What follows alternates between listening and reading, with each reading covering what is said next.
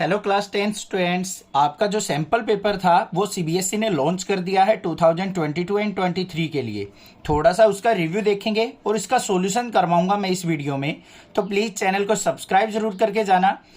हाथ में थोड़ी सी चोट लगी हुई थी, फिर भी मैंने सोचा कि बच्चों का डिले ना हो, क्या पता अभी एग्जाम्स चल रहे हैं उनमें कुछ क्वेश्चंस आ जाएं, तो जल्दी से मैं करवा रहा हूं इनको। तो प्लीज़ चैनल को सब्सक्राइब जरूर करके जाना। देखो अभी क्या है, जो हमारा क्वेश्चन पेपर आएगा वो 80 मार्क्स का आएगा और 3 आवर का होगा। उसके बाद जो नेक्स्ट चीज़ है जनरल इंस्ट्रक्शन, उसके अंदर क्या है, पेपर के अंदर 5 सेक्शन होंगे आपके A to E। जो फर्स्ट सेक्शन होगा उसमें 20 MCQ आएंगे। जो अब तक डाउट बना हुआ था बच्चों के माइंड में कि MCQ आएंगे या नहीं आएंगे, तो आपके 20 MCQ क्वेश्चन आपको देखने को मिलेंगे सेक्शन A के अंदर, जिनमें सभी का 1 मार्क्स का क्वेश्चन होगा। सेक्शन B के अंदर 5 क्वेश्चन होंगे 2 मार्क्स के, C के अंदर 6 क्वेश्चन होंगे 3 मार्क्स के, D के अंदर 4 क्वेश्चन 5 मार्क्स के, और E सेक्शन के अंदर क्या होंगे 3 case based integrated units of assessment 4 marks each with subparts of the values of 1 and 2 marks each respectively। यहाँ पे E सेक्शन के अंदर क्या है, केस बेस्ड स्टडी का क्वेश्चन होगा 4 मार्क्स का, जिसके अंदर 3 क्वेश्चंस पूछे जाएंगे। फर्स्ट क्वेश्चन का वेटेज 1 मार्क्स का होगा, सेकंड का 1 का, और थर्ड क्वेश्चन जो होगा वो 2 मार्क्स का होगा। ऐसे ही हमारा 7th के अंदर दे रखा है, और 8 के अंदर हमें क्या दे रखा है, जहां पे भी आपको पाई यूज करना है तो पाई की वैल्यू आप 22/7 को यूज करेंगे। समझ में आ गई बात? जनरल इंस्ट्रक्शन क्लियर हो गई है। अब अपने सॉल्यूशन के ऊपर चलते हैं सेक्शन ए के अंदर, जो कि एमसीक्यू क्वेश्चंस हैं। चैनल को सब्सक्राइब करने का बेनिफिट क्या मिलेगा कि मैं हर एक चैप्टर से एमसीक्यू क्वेश्चंस करवाऊंगा। जो भी टाइप के एमसीक्यू क्वेश्चन बन सकते होंगे ना, हर एक चैप्टर से आपको एमसीक्यू क्वेश्चंस मैं प्रोवाइड कराऊंगा। तो प्लीज चैनल को सब्सक्राइब करके रखना, बेल आइकन दबा के रखना, क्योंकि कोई भी वीडियो में डालूं तो आपको नोटिफिकेशन मिल जाए। क्वेश्चन नंबर फर्स्ट क्या दे रखा है, ध्यान से देखो। Let a and b the 2 positive integers. यहां पे क्या कहा है, ए और बी क्या है, 2 पॉजिटिव इंटीजर हैं, such that a is equal to क्या है, पी की पावर 3 क्यू की पावर 4, और बी इंटीजर क्या है, पी की पावर 2 क्यू की power 3, where p and q are prime numbers. If HCF of A and B is this and LCM of A and B is this, then M plus N into R plus S की value क्या होगी। अब आपको देखने में तो ये थोड़ा सा कॉम्प्लिकेटेड लग रहा होगा क्वेश्चन, बट घबराना नहीं है, चिंता मत करो, मैं आपके साथ हूं। ठीक है, बिल्कुल अच्छे से बताऊंगा मैं आपको। क्या दे रखा है हमें यहाँ पे, जो 2 नंबर्स है हमारे, फर्स्ट क्वेश्चन करेंगे। यहाँ पे ए जो दे रखा है वो किसके इक्वल है, पी की पावर 3 क्यू की पावर 4, और बी जो नंबर दे रखा है हमारा वो क्या है, पी की पावर 2 और क्यू की पावर 3। ठीक है भाई, हमें यहाँ पे HCF of a and b जो भी दे रखा है ना वो लिख लेंगे। HCF ऑफ ए और बी, इन दोनों नंबर का HCF हमें बच्चों दे रखा है पी की पावर m और क्यू की पावर n, और LCM क्या दे रखा है ए एंड बी का, वो हमें दे रखा है पी की पावर r क्यू की पावर s। हमें क्या करना है, m प्लस n इनटू में r प्लस s की वैल्यू फाइंड आउट करनी है। अगर मेरे पास m और n की वैल्यू आ जाए और r और s की वैल्यू आ जाए तो यहां पे पुट करके हम इसका सॉल्यूशन निकाल सकते हैं कि इसका रिजल्ट क्या होगा। सिंपल सी बात है बच्चों, इन दोनों नंबर का आप HCF, जनरल HCF देखो क्या होगा। HCF क्या होता है, हाईएस्ट कॉमन फैक्टर। दोनों में p का हाईएस्ट वैल्यू क्या है, कॉमन, हाईएस्ट कॉमन वैल्यू। यहां पे 2 है, यहां पे 3 है, तो हाईएस्ट कॉमन क्या निकलेगा, यहां पे p की पावर 2। इन दोनों में हाईएस्ट कॉमन क्या होगा, क्यू की पावर 3। 4 नहीं लेंगे क्योंकि यहां पे एक ज्यादा पावर है, यहां पे एक कम पावर है। तो HCF के अंदर आपको पता है किस तरीके से लिखते हैं, दोनों में हाईएस्ट पावर p की पावर 2 है, दोनों में हाईएस्ट कॉमन पावर क्या है, क्यू की पावर 3। इसको और इसको कंपेयर कर लो बच्चों, इक्वल टू किसके था, p की पावर m क्यू की पावर n। m की वैल्यू क्या हो गई हमारी 2, n की वैल्यू क्या हो गई 3। अब LCM की बात कर लो, लोवेस्ट कॉमन मल्टीपल होता है। अब यहां पे लोवेस्ट कॉमन मल्टीपल क्या हो जाएगा, p की हाईएस्ट वैल्यू क्या है, p की पावर 3, और q की हाईएस्ट वैल्यू क्या है, q की वैल्यू 4। इसको कंपेयर कर लेंगे p की पावर r q की पावर s से, क्योंकि LCM ये था। r की वैल्यू क्या हो गई बच्चों 3, और s की वैल्यू क्या हो गई 4। इसके अंदर पुट कर दो, तो यहाँ पे 2 + 3 इंटू 3 + 4, तो क्या आ गया हमारे पास, 2 और 3 5, मल्टीप्लाई 3 और 4 7, 7 5 जा क्या आ गया 35। ऑप्शन देख लेंगे 35 आंसर कौन सा है हमारा, option C is the correct answer. Clear हो गया ना। एचसीएफ और एलसीएम देखना है आपको, इन दोनों नंबर्स का कंपेयर कर लेना है, एमएन और आरएस की वैल्यू आ जाएगी, यहां पुट कर दी, आंसर आ गया। अब मूव ऑन करते हैं अपने सेकंड क्वेश्चन के ऊपर। सेकंड क्वेश्चन क्या दे रखा है? सेकंड क्वेश्चन के अंदर है हमारा let p be the prime number. ध्यान से देखना, जो भी चीज दे रखी है ना उसको माइंड के अंदर स्ट्राइक करना चाहिए कि क्या वर्ड दिया है। पी प्राइम नंबर दिया है। प्राइम नंबर कौन सा होता है? जिसके अंदर ओनली 2 फैक्टर होते हैं, एक तो 1 होता है, एक वो खुद से होता है। The quadratic equation having its root as factor of p is. हमें क्या करना है? क्वाड्रेटिक इक्वेशन बनानी है जिसमें एक फैक्टर हमारा क्या है? पी है। ठीक है भाई। अब ध्यान से देखो, पी को उसने प्राइम नंबर कहा है, तो पी प्राइम नंबर है तो उसके साथ हमारा दूसरा फैक्टर क्या होगा? 1 होगा, क्योंकि 2 ही फैक्टर होते हैं हमारे। तो यहां पे क्या लिखेंगे? P is prime number. क्या है? P prime number. और फर्स्ट फैक्टर क्या है हमारा? फर्स्ट फैक्टर क्या लेना है आपको? पी लेना है, उसने बोल रखा है। सेकंड फैक्टर क्या लिया जाएगा? जल्दी सोच लो माइंड के अंदर। ऐसा फैक्टर लेना है कि भाई पी हमारा प्राइम रहना चाहिए, तो 1 ही तो लेंगे, क्योंकि p के साथ अगर 1 हम फैक्टर लेते हैं तभी हमारा p प्राइम नंबर रहेगा। अगर यहां पे कोई और फैक्टर ले लिया, मान लिया आपने 2 ले लिया, 3 ले लिया, 4 ले लिया, तो हमारा p प्राइम नंबर नहीं रहेगा। बिल्कुल डीपली कराऊंगा मैं पूरे पेपर को, ठीक है। थोड़ा सा लंबी वीडियो हो सकती है, बस ध्यान से समझना। एक फैक्टर p हो गया, दूसरा 1 हो गया। कोई भी क्वाड्रेटिक इक्वेशन लिखते हैं, कैसे लिखते हैं? X square minus sum of roots into x और प्लस में product of roots. Product of roots, कोई भी ऐसे इक्वेशन लिखी जाती है तो क्या बन गई? X square minus sum of root. First factor क्या था हमारा? p, दूसरा 1, तो p प्लस 1 इंटू एक्स और प्लस में product of root p multiply 1 करेंगे तो p आ गया is equal to 0।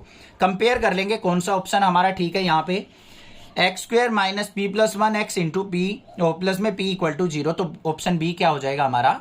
Correct option. Next move on करते हैं क्वेश्चन नंबर 3 के ऊपर। क्या कहा है बच्चों यहां पे? If alpha and beta are the zeros of the polynomial this.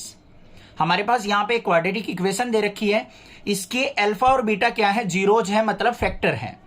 तो हमें क्या बताना है? यहां पे p की वैल्यू बतानी है कि sum of root equal to product of root हो जाए। समझ में आई या नहीं आई बात? सम ऑफ रूट किसके इक्वल हो जाए? प्रोडक्ट ऑफ रूट के। तो हमारी जो इक्वेशन दे रखी है थर्ड पार्ट की, वो देख लेते हैं। क्या है हमारे पास इक्वेशन बच्चों? F x equal to p x square minus 2x plus 3p। इसको क्या करेंगे? स्टैंडर्ड फॉर्म से कंपेयर कर लो, a x square plus b x plus c से। तो यहां पे अगर मैं वैल्यू देखूं कोफिशिएंट्स की, तो a की वैल्यू किसके इक्वल है? p के, b की वैल्यू -2 के और c is equal to 3p के। अब alpha plus beta is equal to किसके होना चाहिए? Alpha beta. ये सम ऑफ रूट्स, ये product of root. Sum of root किसके इक्वल होता है बच्चों? माइनस का b by a. Product of root किसके इक्वल होता है? c बाय ए। ए से ए कट गया, तो माइनस बी इक्वल टू सी लेना है हमें। तो माइनस बी करेंगे तो यहां पे क्या हो गया? माइनस ऑफ बी की वैल्यू -2 पुट कर दी, सी की वैल्यू क्या थी? 3p। माइनस माइनस प्लस हो गया, तो मतलब 2 इक्वल टू 3p। और p की वैल्यू क्या आ गई आपके पास? 3 नीचे जाएगा तो 2/3। बस यही तो फाइंड आउट करनी थी। ऑप्शन देख लो क्या है? p की वैल्यू 2/3 आ गई हमारी। Option B is the correct option. Clear बात? समझ में आ गया? क्वेश्चन नंबर 4 के ऊपर मूव ऑन करते हैं। क्या है क्वेश्चन नंबर 4?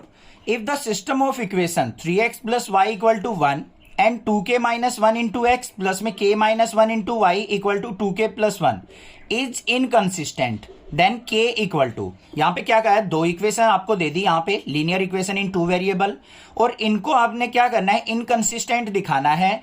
तो k की वैल्यू क्या होगी? यहां पे k की वैल्यू क्या पुट करें कि ये दोनों इक्वेशन इनकंसिस्टेंट हो जाएं।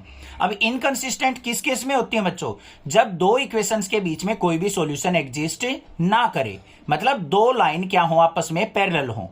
तो वो कंडीशन आपको पता होनी चाहिए कि क्या होती है? a1/a2 equal to b1/b2 not equal to c1/c2 condition होती है हमारी किसमें? जब हमारा कोई भी सॉल्यूशन एग्जिस्ट नहीं करता। तो वही यहां पे अप्लाई कर लेंगे। ये हमारे पास 2 इक्वेशन दे रखी हैं बच्चों, इनको कंपेयर कर सकते हो आप ax plus b equal to c से। यहां पे a1, इसको a1 b1 c1 से कंपेयर करो, इसको a2x plus b2y is equal to c2 से कंपेयर करो, यहां पे y भी आएगा। ठीक है भाई? तो a1 की वैल्यू क्या हो गई? 3, B1 की वैल्यू यहां पे y से y कंपेयर करेंगे 1 हो गया। ऐसे ही A2 की वैल्यू क्या हो गई हमारी 2k-1 और B2 की वैल्यू क्या हो गई हमारी k-1। C1 C2 की भी करना चाहो तो कर सकते हो। C1 1 हो गया, C2 हमारा 2k+1 हो गया। ठीक है भाई, हमें k की वैल्यू निकालनी है। तो नो सॉल्यूशन की कंडीशन क्या होती है हमारी A1/A2 equal to B1/B2 not equal to C1/C2, ये कंडीशन होनी चाहिए। तो यहां पे इन दो को यूज कर लेंगे k की वैल्यू निकालने के लिए। तो यहां पे क्या हो जाएगा A1/A2, A1 की वैल्यू क्या है 3 अपॉन में A2 की वैल्यू क्या है बच्चों 2k-1, फिर इज इक्वल टू B1 की वैल्यू 1 है और B2 की वैल्यू k-1। सिंप्लीफाई कर लो क्रॉस मल्टीप्लाई करके, 3 की इससे मल्टीप्लाई की 3k माइनस 3 की 1 से 3, 1 की इससे करेंगे तो 2k-1।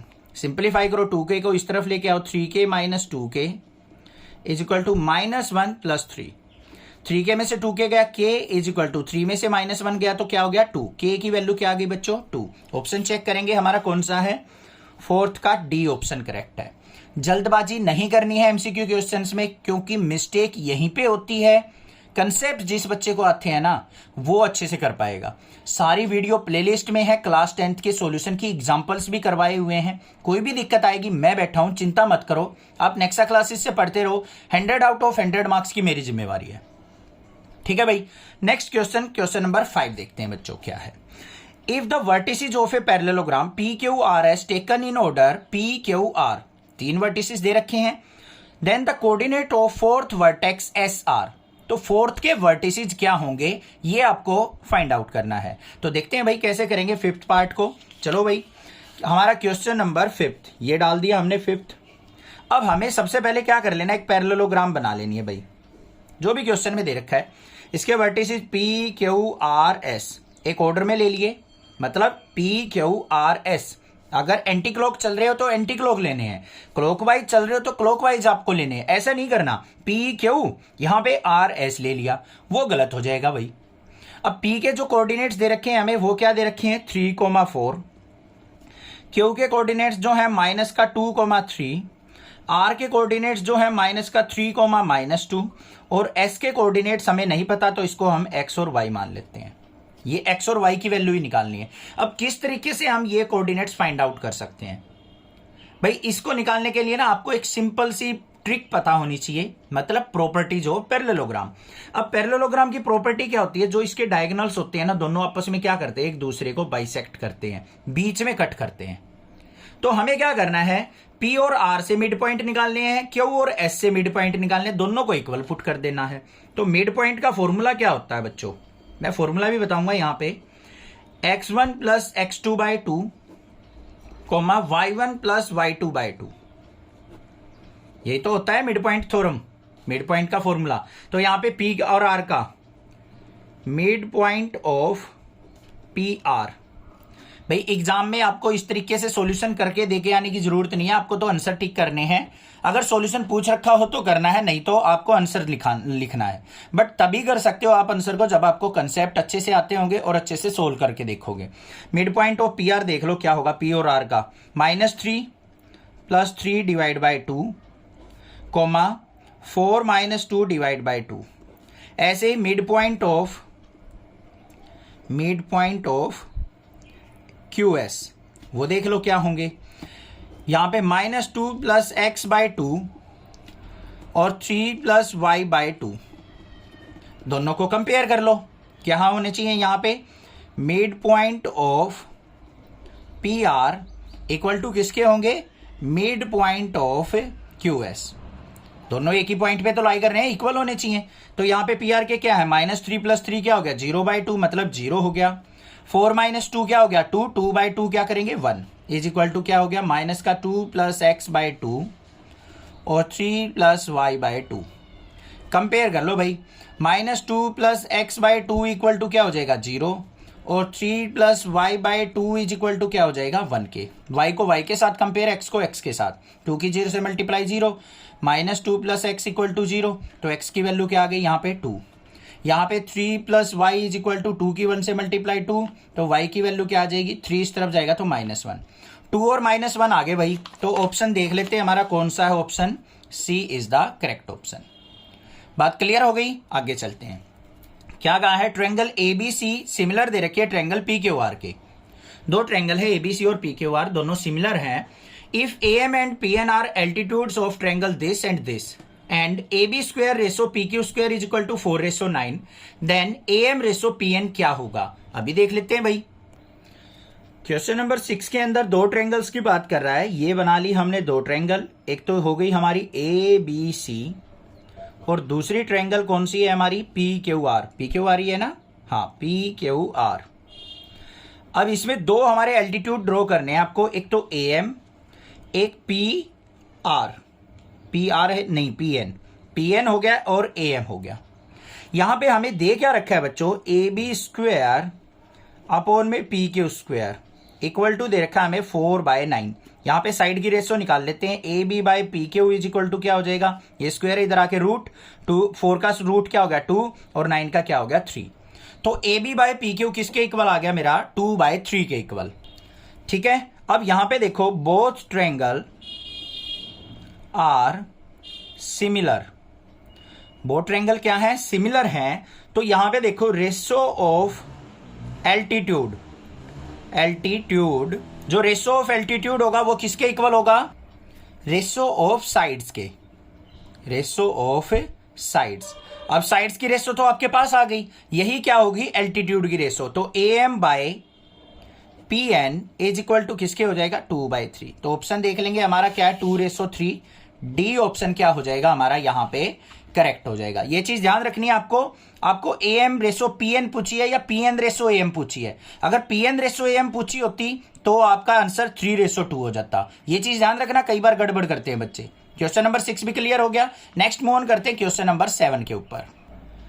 क्या है question number 7, if x into tan 60 cos 60 equal to sin 60 cot 60 then value of x is. बिल्कुल आसान क्वेश्चन है, देखो क्या है, देखने में थोड़ा मुश्किल बेसिक लग रहा हो।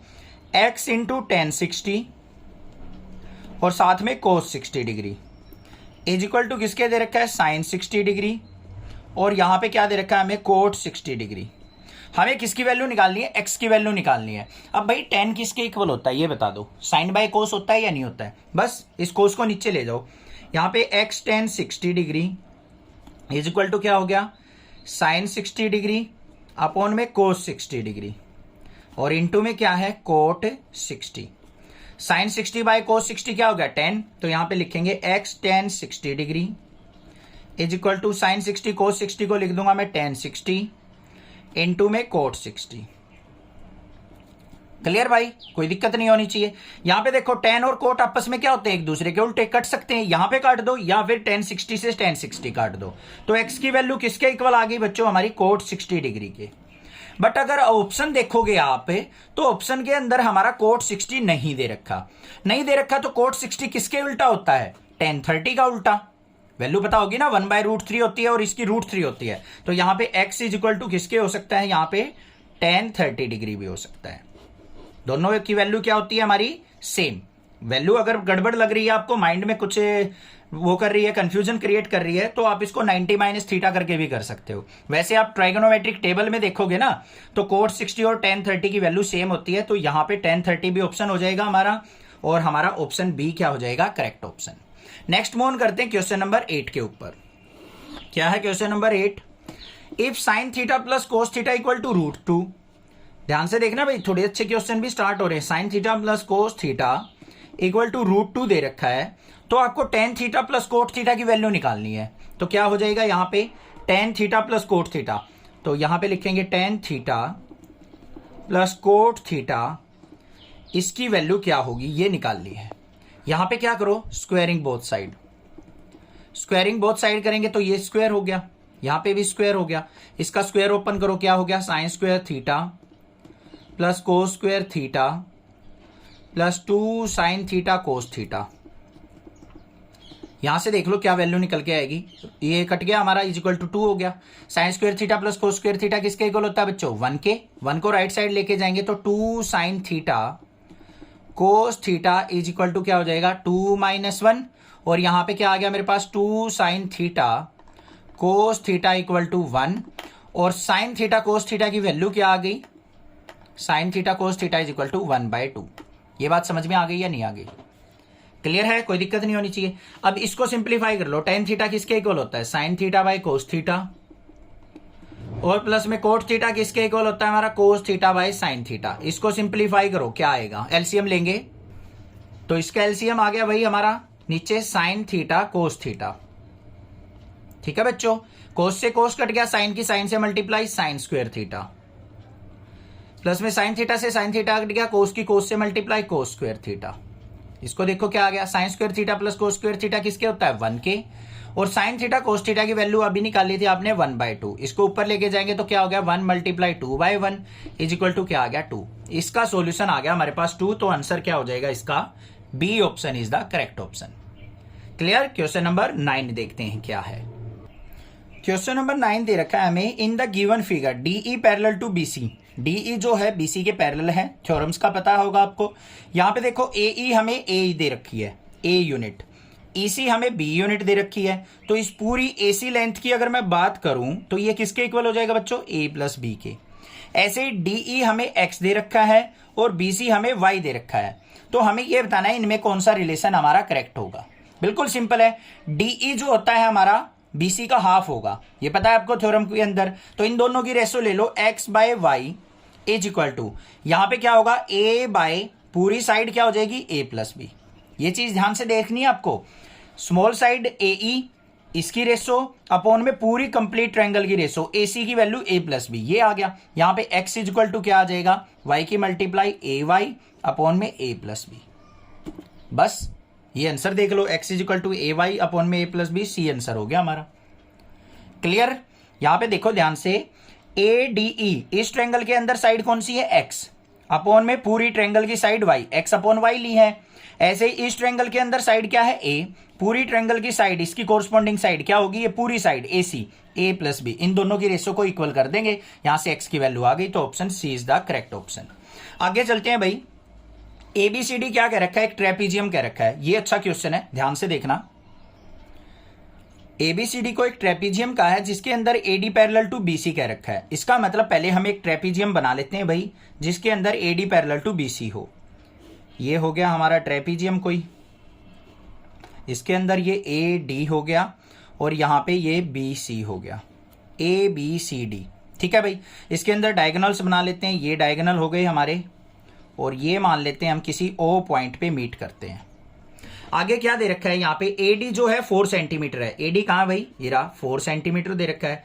If the diagonal AC and BD intersect each other at O, AO by OC, देखो क्या दे रखा है? AO by OC equal to DO by O B equal to 1/2।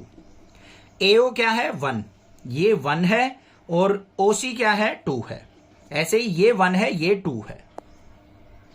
ठीक है भाई, अब देखो ये एंगल और ये एंगल क्या होंगे? आपस में वर्टिकली अपोजिट एंगल, इक्वल होंगे। ऐसे ही यहां पे एंगल ए जो होगा एंगल सी के इक्वल होगा, क्योंकि बीसी और एडी पैरेलल दे रखे हैं।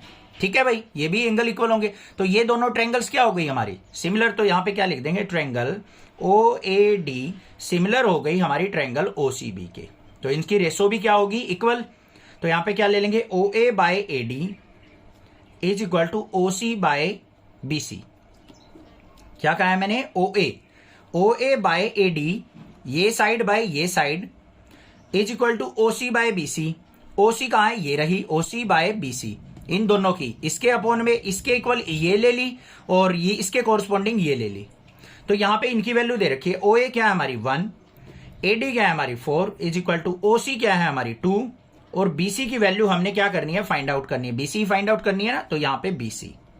तो बीसी की वैल्यू देख लो क्या आ गई हमारी? बीसी की 1 से मल्टीप्लाई, बीसी इक्वल टू 4 2 जा 8। तो बीसी इज इक्वल टू क्या आ गया हमारा? 8 सेंटीमीटर। तो c option is the correct option. ठीक है भाई, समझ में आ गया ना? दोनों ट्रायंगल्स आपस में सिमिलर होगी तो इनकी कोरस्पॉन्डिंग रेशो क्या हो जाएगी हमारी? इक्वल होगी। उससे करना है हमें। नेक्स्ट देखते हैं क्वेश्चन नंबर 11 क्या है। क्वेश्चन नंबर 11 के अंदर दे रखा है, if two tangents inclined at an angle of 60 degree are drawn to a circle of radius 3 centimetre. Construction से क्वेश्चन है। Then the length of each tangent is equal to, length of tangent निकालनी है भाई हमें। देखो ध्यान से क्या करेंगे, कुछ नहीं करना हमें, बस सिंपली अपना फिगर बना लेना है। ये हमारा सर्कल हो गया, इसके अंदर इसका रेडियस मान लिया 3 सेंटीमीटर बच्चों। ये हमारी यहाँ पे इस पॉइंट से मान लो दो टेंजेंट ड्रॉ हो रही है, एक ये हो रही है, एक ये हो रही है, हो गई। ये पूरा 60 डिग्री दे रखा है हमें, तो ये कितना हो जाएगा बच्चों 30 डिग्री।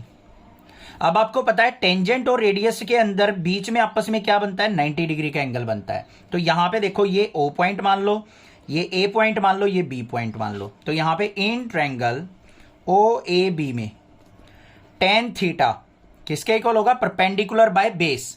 परपेंडिकुलर क्या होगा 90 डिग्री के सामने तो हाइपोटेन्यूज हो गया, एंगल के सामने परपेंडिकुलर होगा, तो AB बाय बेस क्या है हमारा OA।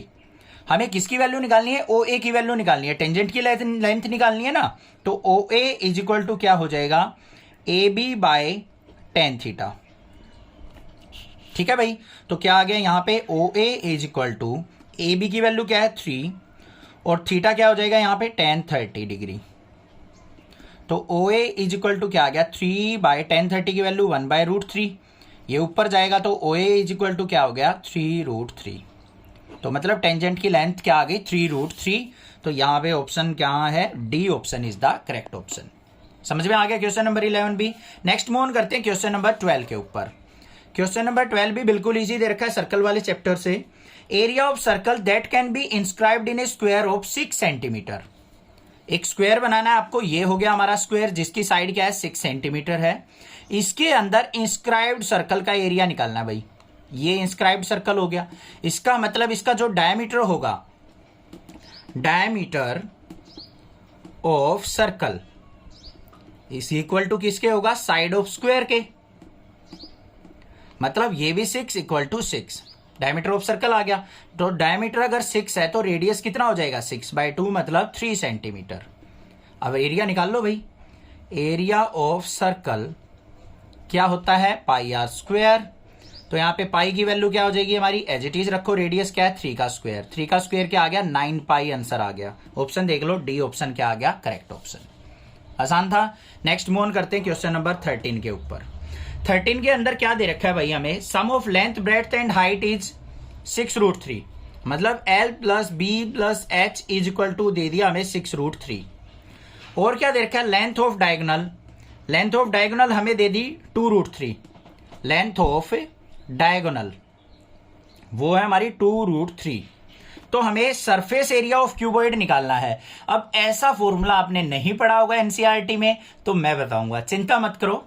क्यूबॉइड के अंदर अगर length plus breadth plus height की वैल्यू दे रखी है और डायगोनल दे रखा है तो कैसे हम टोटल सरफेस एरिया निकालेंगे, बिल्कुल सिंपल है। क्या करो यहाँ पे स्क्वायरिंग बोथ साइड, ये स्क्वायर कर लिया, ये स्क्वायर कर लिया, इसका स्क्वायर ओपन करो क्या हो जाएगा L square plus B square plus H square plus में 2LB plus 2BH plus 2LH is equal to 6 का स्क्वायर 36 और √3 का स्क्वायर 3, 36 की 3 से मल्टीप्लाई 108 आ गया।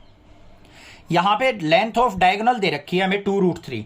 लेंथ ऑफ डायगोनल का फॉर्मूला क्या होता है बच्चों, under root L square plus B square plus H square is equal to हमें 2√3 दे रखा है। इसका भी स्क्वायरिंग बोथ साइड कर लो, ये स्क्वायर कर लिया, ये स्क्वायर कर लिया, ये कट गया। तो यहाँ पे L square plus B square plus H square की वैल्यू क्या आ गई आपके पास 2 का स्क्वायर 4 मल्टीप्लाई √3 का स्क्वायर 3, 4 3 जा क्या आ गया 12। इस L square B square H square की वैल्यू को उठा के इसमें रख दो। तो यहाँ पे पुट किया तो हमने 12 plus 2LB plus 2BH plus 2LH is equal to 108 और यहाँ पे 2LB plus twice of BH plus twice of LH is equal to क्या आ गया 108 में से हम 12 को सब्ट्रैक्ट करेंगे तो 96।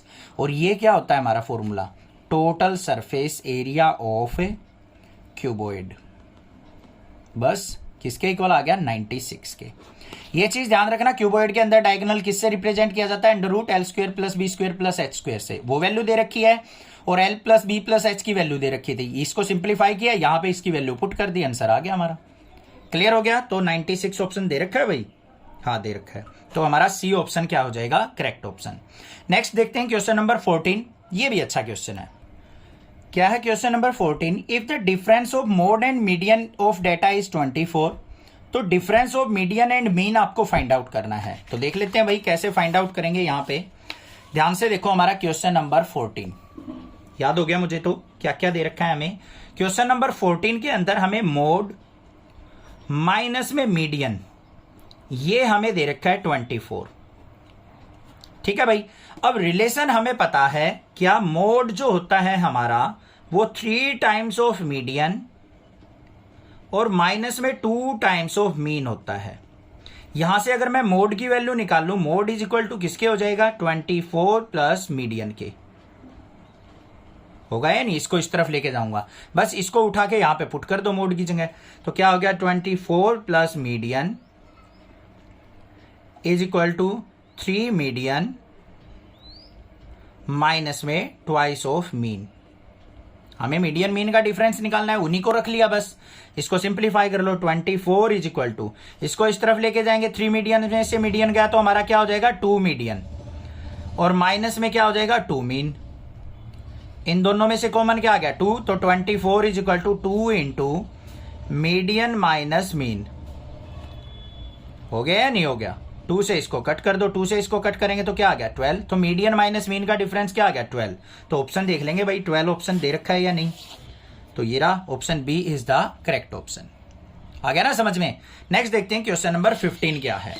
क्वेश्चन नंबर 15 बहुत अच्छा क्वेश्चन है, बिल्कुल स्टार्टिंग का ही क्वेश्चन है। ये एक्सरसाइज हमारा जो है 12 के अंदर है, चैप्टर नंबर 12 के अंदर, 12 के अंदर। Number of revolution made by a circular wheel of radius 0.25 metre in rolling a distance of 11 kilometre. यहां पे क्या कहा है, एक व्हील है जिसका रेडियस ये दे रखा है, तो उसको क्या बताना है कि 11 किलोमीटर अगर डिस्टेंस ट्रेवल करने पड़ जाए तो कितने चक्कर लगाएगा वो। तो हमें क्या करना है, उस व्हील की सरकमफ्रेंस निकालनी है कि एक सरकमफ्रेंस, एक चक्कर में कितना डिस्टेंस ट्रेवल करेगा। तो यहां पे रेडियस इज इक्वल टू क्या दे रखा है बच्चों, 0.25 मीटर। सरकमफ्रेंस कितनी हो जाएगी, सर्कल की, उसकी टायर की, व्हील की सरकमफ्रेंस क्या होगी, 2 पाई आर। तो 2 मल्टीप्लाई पाई की वैल्यू 22/7 मल्टीप्लाई आर की वैल्यू 0.25। इसको पॉइंट रिमूव करेंगे तो अपॉन में 100 आ गया, 25 बन जा 25, 4 आ गया, 4 से इसको कट करेंगे 2 कट गया, ये 11 आ गया। तो 11/7 मीटर इतना डिस्टेंस वो एक राउंड के अंदर कवर करेगा। अब टोटल डिस्टेंस कितना है हमारा, टोटल डिस्टेंस वो हमें दे रखा है 11 किलोमीटर। ये डिस्टेंस मीटर में है तो इसको मीटर में बदल लो, 11,000 मीटर हो गया। नंबर ऑफ रेवोल्यूशन क्या हो जाएंगे, टोटल डिस्टेंस अपॉन में सरकमफ्रेंस, बस ये कर दो। टोटल डिस्टेंस 11,000 अपॉन में सरकमफ्रेंस 11/7, 11 से इसको कट करेंगे तो ये क्या हो गया, 1000, और 7 ऊपर जाएगा तो 1000 मल्टीप्लाई 7, तो क्या आ गया, 7000 रेवोल्यूशन। पूरे 7000 रेवोल्यूशन करने पड़ेंगे उस व्हील को 11 किलोमीटर का डिस्टेंस ट्रेवल करने में। तो यहां पे आंसर दे रखा है, बिल्कुल डी ऑप्शन क्या हो जाएगा हमारा, करेक्ट ऑप्शन हो जाएगा। बात आ गई समझ में, कोई दिक्कत नहीं होनी चाहिए। नेक्स्ट देखते हैं क्वेश्चन नंबर 16 क्या है। क्वेश्चन नंबर 16 के अंदर हमें दे रखा है फॉर द फॉलोइंग डिस्ट्रीब्यूशन, ये हमें एक टेबल दे रखी है, the sum of lower limits of median and modal class. Median और मॉडल क्लास आपको इसके अंदर से फाइंड आउट करनी है और उनकी लोअर लिमिट का सम आपको बताना है। लोअर लिमिट का मतलब क्या होता है, यहाँ पे ये देखो 0.5 है, ये लोअर लिमिट होती है, ये अपर लिमिट, ये लोअर, ये अपर, ये लोअर, ये अपर।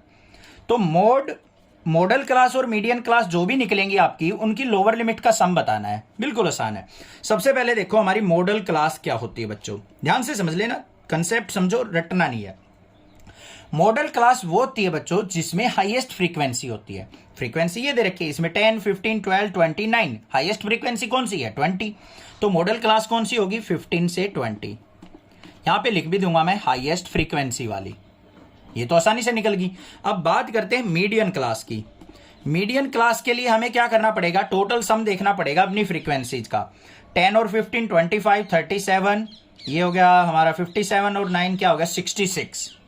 इसका हाफ करो, मीडियन लेना है ना, तो 66 का हाफ क्या आ गया 33th, और इससे एक नेक्स्ट टर्म ले लेंगे 34th। ये दोनों टर्म हमारी किसके अंदर लाई करेंगी, मीडियन क्लास के अंदर लाई करेंगी। अब उसके लिए हमें क्या करना पड़ेगा, यहाँ पे कम्युलेटिव फ्रीक्वेंसी निकालनी पड़ेगी बाई कोरस्पॉन्डिंग इंटरवल की।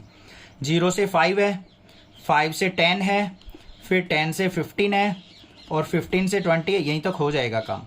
कम्युलेटिव फ्रीक्वेंसी कैसे निकलती है, इसकी तो 10 थी, अगली वाली को ऐड करो 10 और 15 25, फिर 12 को ऐड करो 37। बस आगे जाने की जरूरत नहीं है। 33 और 34 कहाँ पे लाई कर रहा है? इसके अंदर। तो यहाँ पे ये क्या होगी हमारी मीडियन क्लास। तो यहाँ पे क्या आ गया हमारा मीडियन क्लास, क्या आ गई बच्चों 10 to 15, और मॉडल क्लास जो थी हमारी वो थी हमारी 15 to 20। अब यहाँ पे कुछ डाउट रह गया हो ना तो नेक्स्ट क्लासेस की वीडियो से जाके देख लीजिए, यहाँ पे ज्यादा लंबी वीडियो नहीं करेंगे। अब इनकी लोअर लिमिट का सम, लोअर लिमिट सम क्या हो जाएगा 10 + 15 = क्या आ गया 25। तो ऑप्शन देख लेंगे बी ऑप्शन क्या हो गया करेक्ट ऑप्शन। आ गया ना समझ में? दोनों की लोअर लिमिट का सम देख लिया हमने। अपर लिमिट का पूछ रखा होता 15 20 कर देते 35 आंसर हो जाता। क्लियर? नेक्स्ट क्वेश्चन नंबर 17 देखते हैं। क्वेश्चन नंबर 17 क्या दे रखा है? 2 डाइस आर रोल्ड साइमल्टेनियसली। मतलब यहां पे क्या है? 2 डाइस को इकट्ठा फेंकना है। What is the probability that 6 will come up at least once. तो हमें क्या करना है यहाँ पे एक बार 6 आने की प्रोबेबिलिटी आपको फाइंड आउट करनी है। देखो भाई कैसे करेंगे, ध्यान से क्वेश्चन समझ में आ गया होगा, बिल्कुल अच्छे से समझो। अगर 2 बार डाइस को हम थ्रो करते हैं, सैंपल स्पेस क्या हो जाएंगे? पहली बार डाइस थ्रो की 6 सैंपल स्पेस होंगे, दूसरी बार फेंकी फिर 6 होंगे, तो टोटल हो गया हमारे पास 36 सैंपल स्पेस। अब वो केस मैं यहां पे लिखने वाला हूं जिनमें हमारा क्या होगा 6 आएगा। तो यहां पे कौन कौन से केस हो सकते हैं? 6-1, 6-2, 6-3, पूरा एक्सप्लेन कर रहा हूं इसको मैं, 6-4, 6-5 और 6-6। दूसरे क्या केस हो सकते हैं? 1-6 भी हो सकता है, 2-6 भी हो सकता है बच्चों, 3-6 भी हो सकता है, 4-6 भी, 5-6 भी, और 6-6 हमारा आ चुका उसको दोबारा नहीं लेंगे। तो ये ऐसे केस होंगे हमारे डाइस को थ्रो करते टाइम जिन पे हमारा कहीं ना कहीं हमारा 6 मिलेगा। पहली डाई पे भी 6 हो सकता है, दूसरी डाई पे भी 6 हो सकता है, तो ये पेयर बन सकते हैं। तो यहां पे प्रोबेबिलिटी ऑफ 6 एट लीस्ट 1-6 क्या प्रोबेबिलिटी होगी? ऊपर क्या होता है? Number of favourable outcome. Favourable outcome हमारे ये हैं, कितने हैं? 1 2 3 4 5 6 7 8 9 10 11। अपॉन में टोटल सैंपल स्पेस क्या थे? 36। तो 11/36 प्रोबेबिलिटी हो गई हमारी कि हम 2 डाइस को इकट्ठा थ्रू करें और उनमें से किसी एक पे 6 आ जाए। तो 11/36 होगी प्रोबेबिलिटी। ऑप्शन देख लेते हैं क्या है? Option C is the correct option. Question number 18 पे देखते हैं। इफ 5 tan बीटा = 4 दे रखा है हमें, तो हमें 5 sin beta - 2 cos beta, 5 sin beta + 2 cos beta की वैल्यू निकालनी है। बिल्कुल चुटकियों में होने वाला क्वेश्चन है, घबराना नहीं है। देखो क्या दे रखा है यहाँ पे, हमें दे रखा है 18 के अंदर 5 tan बीटा = 4। तो यहाँ पे tan बीटा की वैल्यू निकाल लो। tan बीटा = क्या हो जाएगा बच्चों? 4/5। इतनी बात समझ में आ गई। किसकी वैल्यू निकालनी है हमें? ये रही 5 sin बीटा माइनस में 2 cos बीटा अपॉन में 5 sin बीटा और प्लस में 2 cos बीटा। इसकी वैल्यू हमें बतानी है कि क्या होगी। उसके लिए आपको क्या करना है? देखो बच्चों, tan बीटा की वैल्यू दे रखी है हमें, तो यहां पे tan कैसे बन सकता है? मैं पूरी को cos से डिवाइड कर दूं, क्योंकि sin बाय cos क्या होता है? tan होता है। अगर यहां पे हमें कोट की वैल्यू दे रखी होती, कोट बीटा की, तो हम इसको किससे डिवाइड करते? cos से। तो यहां पे क्या कर लेंगे? Divide by sin beta. sin beta से डिवाइड, सॉरी cos बीटा से, cos बीटा से डिवाइड कर लो, क्योंकि sin बाय cos tan होता है ना। तो यहां पे देखो बिल्कुल अच्छे से समझ में आएगा। 5 sin बीटा अपॉन में cos बीटा माइनस में 2 cos बीटा अपॉन में cos बीटा अपॉन में 5 sin बीटा अपॉन में cos बीटा और प्लस में 2 cos बीटा अपॉन में cos बीटा। कर दिया भाई हमने डिवाइड, ये कट गया, ये भी कट गया। 5 sin beta cos beta, sin beta by cos beta क्या होता है बच्चों?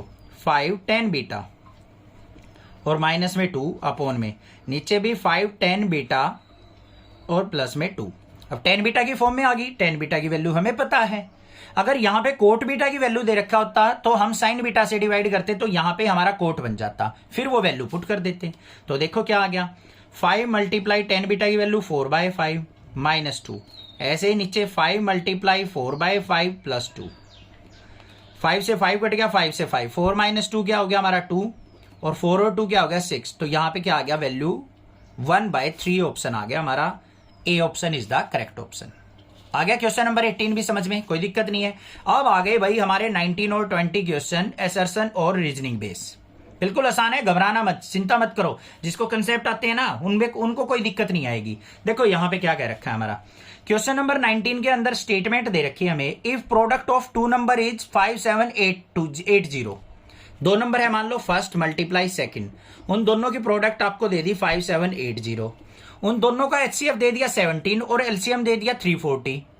तो एलसीएम मल्टीप्लाई एचसीएफ किसके इक्वल होता है? प्रोडक्ट ऑफ टू नंबर आना चाहिए 5780। तो भाई एलसीएम कितना है? 17 मल्टीप्लाई 340 की मल्टीप्लाई करोगे ना तो यही आएगा 5780। मतलब जो उसने स्टेटमेंट दिया वो बिल्कुल करेक्ट दे रखी है। अब यहां पे रीजन क्या दिया है उसने? HCF is always a factor of LCM, कि जो एचसीएफ होता है वो हमेशा एलसीएम का क्या होता है? फैक्टर होता है। क्या ये कंडीशन हमारी यहां पे अप्लाई हो सकती है? यहां पे देखते हैं हम, पहला क्या ऑप्शन है, both assertion A and reason R true and reason R is the correct explanation of assertion A. भाई देखो यहां पे क्या है हमारे पास, जो ए और बी जो हमें दे रखी है, ये स्टेटमेंट रीजन और असर्शन दोनों ठीक दे रखे हैं। पहली कंडीशन भी सेटिस्फाई होगी, दूसरी एचसीएफ हमेशा एलसीएम का फैक्टर भी होता है। तो मतलब ए और बी में से हमारा ऑप्शन कोई होगा, मतलब असर्शन और रीजन दोनों हमारे करेक्ट दे रखे हैं। बट यहां पे जो रीजन दिया है उसने वो पहले को एक्सप्लेन नहीं करता है, तो ऑप्शन बी करेक्ट हो जाएगा। क्योंकि इस चीज से तो हम डिफाइन ही नहीं कर सकते भाई एचसीएफ जो है फैक्टर एलसीएम का, उसका इसमें तो कोई लिंक ही नहीं है। अगर यहां पे ये दे रखा होता ना बच्चों, स्टेटमेंट रीजन में ये दे रखा होता कि HCF multiply LCM is equal to क्या होता है? प्रोडक्ट ऑफ टू नंबर, तो इसका मतलब रीजन जो इसका डिफाइन कर रखा वो करेक्ट कर रखा, तब ऑप्शन ये हो जाता हमारा। बात आ गई समझ में? नेक्स्ट मूव ऑन करते हैं क्वेश्चन नंबर 20 के ऊपर। क्या कहा है क्वेश्चन नंबर 20 के अंदर? Statement A, if the coordinate of the mid point of side A B and A C of triangle A B C. पहले हम क्या बनाएंगे? एक ट्रायंगल बनाएंगे ए बी सी, ये ए ये बी ये सी, इनके मिड पॉइंट ले लिया हमने ये, और मिड पॉइंट क्या है हमारे? डी और ई। इनके वर्टिसेस दे रखे हैं डी के 3 5 और ई के दे रखे हैं हमारे -3 और BC हमें दे रखी है 20 यूनिट। पहले हमें DE की वैल्यू निकालनी पड़ेगी भाई। DE के कैसे निकालेंगे? डिस्टेंस फॉर्मूले से, √3 - of -3 3 + 3 का स्क्वायर और फिर 5 + 3 का स्क्वायर। तो क्या आ गया? 3 + 3 क्या हो गया हमारा? 6 का स्क्वायर 36 प्लस में 5 और 3 8 का स्क्वायर 64 का रूट। तो ये क्या आ गया हमारे पास? 10 आ जाएगा। 100 का रूट 10 आ गया, मतलब ये 10 हो गया, ये 20 हो गया। अब देखो भाई क्या कहा है उसने?